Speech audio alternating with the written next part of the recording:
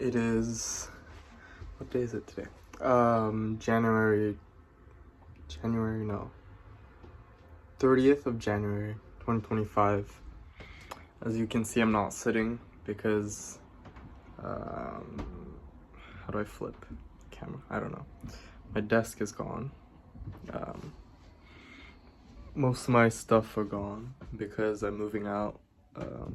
Yeah, can't really see. Oh, yeah, now you can see. Most of my stuff are gone. Yeah. And basically, I guess a little update and some stuff I wanted to talk about. So update is that I'm moving out, and I don't think I talked about this in my last video, but I thought I finally got a job. But then, after getting quote unquote hired and, signing my first contract, and there was like another contract I had to sign, I got a message saying, hey, we can't sponsor your residence permit or like extend it because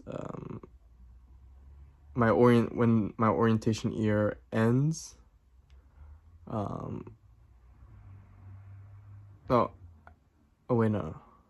the contract is 6 months contract that, because it starts next month and it's 6 months, it ends in like August, I think. Is that correct? August or September. But my orientation year ends in July because I thought, hey, I should renew my orientation early so I don't break any law, and I would assume it takes time to go through all this bureaucratic stuff. So I thought it was a smart idea to renew it early, but I think that decision kind of was wrong in this case, because there's an overlap. The work contract goes past my visa. They're like, oh, we can't sponsor it. If we can't, you can't be hired. So yeah, that sucks. Although, currently discussing if there's a way around it. I'm also thinking, I wonder if there's a way where I can still work until then. I have to figure it out, but yeah. If that's possible, then that's still nice. I could save enough money to maybe move to a different country. But yeah. So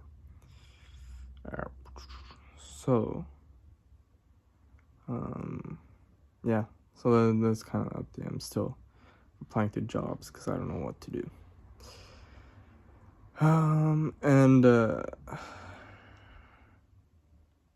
What's the other thing? Oh yeah, another thing I want to talk about was something that was on my mind. This is quick, but I was watching a video of someone removing botfly parasites, I think, or larva from wasps.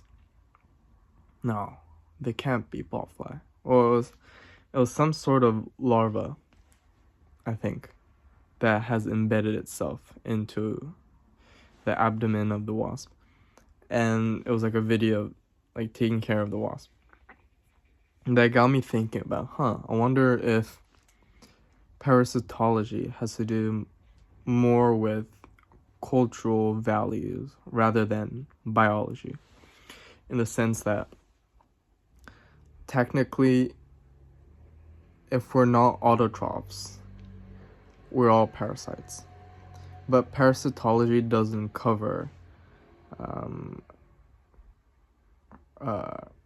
non-autotrophic or chemotrophic consumption, not like all organisms that do that, right? Is very specific to what sort of species is the victim and what sort of species is reaping benefit off it. So in the sense that in that video, Parasitology is seen as this parasite, basically, embedded in itself in the wasp. And it's taking care of the wasp. But then the wasp, I guess, maybe wasp is not... Well, wasps consume, I think, nectar as well, right?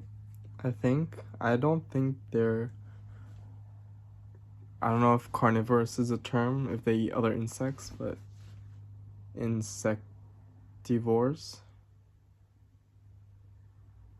Anyways, I think insectivores. But wasps are not autotrophic, right? They consume other organisms to sustain themselves and reproduce.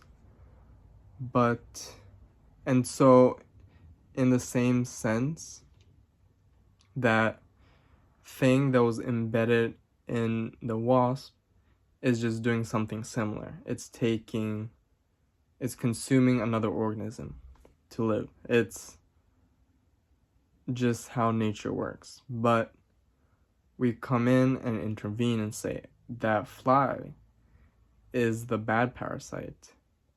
Not fly, but the larva worm that's embedded itself in the wasp is a bad parasite. And the wasp is not, I guess in this context, a bad parasite. So that embedded larva or worm was removed. And then there's also other stuff about, like, with wild animals, where, like, a squirrel has, like, I think it was botfly larvas. And a squirrel also consumes plants. In a sense, it's parasitic towards plants. But we don't label squirrels as parasite. We label the botfly, which is still, it's not evil, right? It's just how it evolved. Just like how a squirrel evolved to consume plants. They're both just reaping off of other organisms. But again, we label the botfly as the parasite, while the squirrel as a victim that needs to be saved. And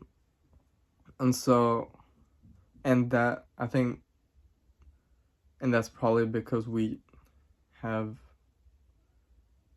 that is because we have ways of valuing living things, right?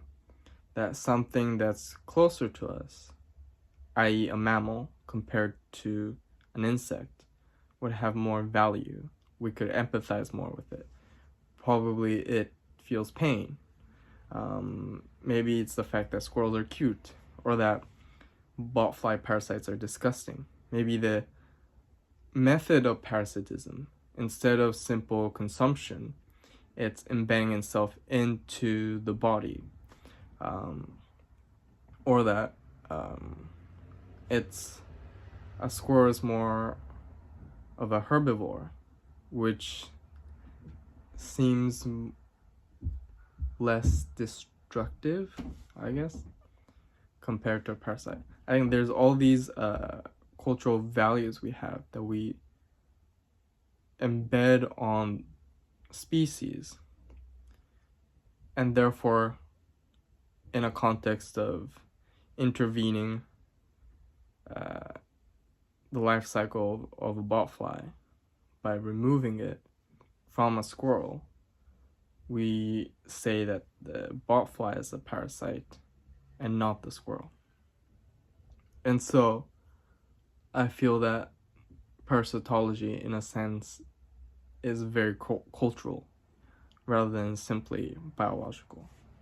And then again, I think this is kind of a weird well, because you could say, well, technically, everything is cultural.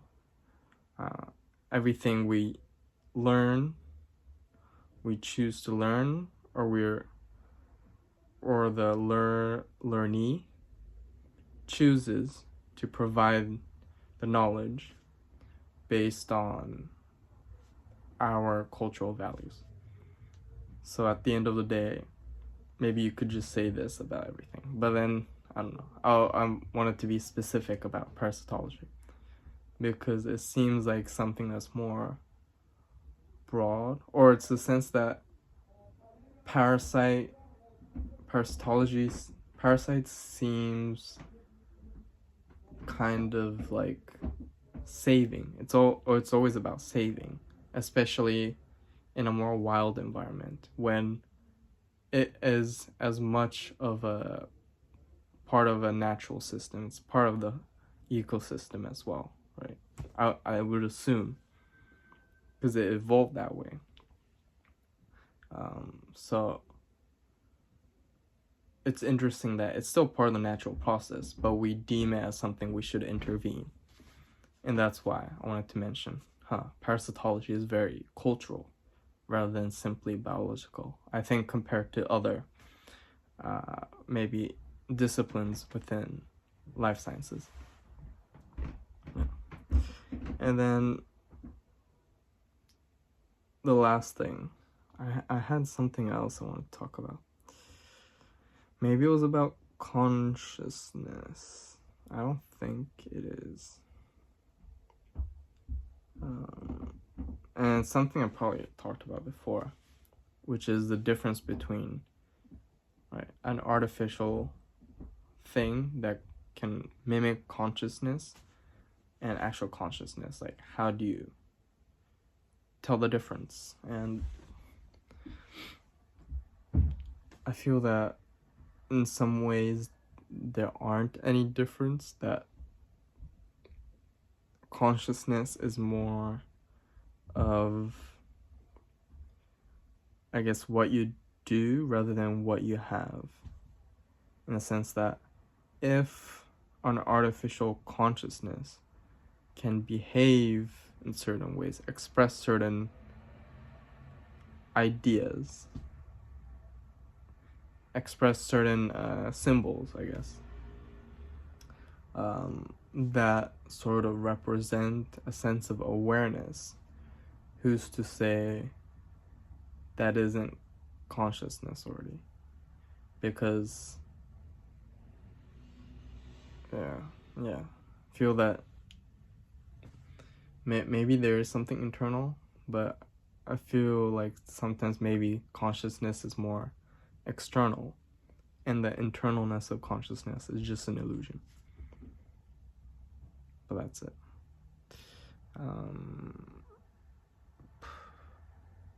Like I had something else to say, but that's it.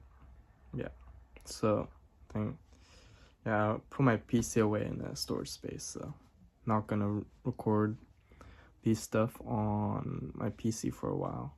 It'll be on my phone, maybe my computer. But we'll see.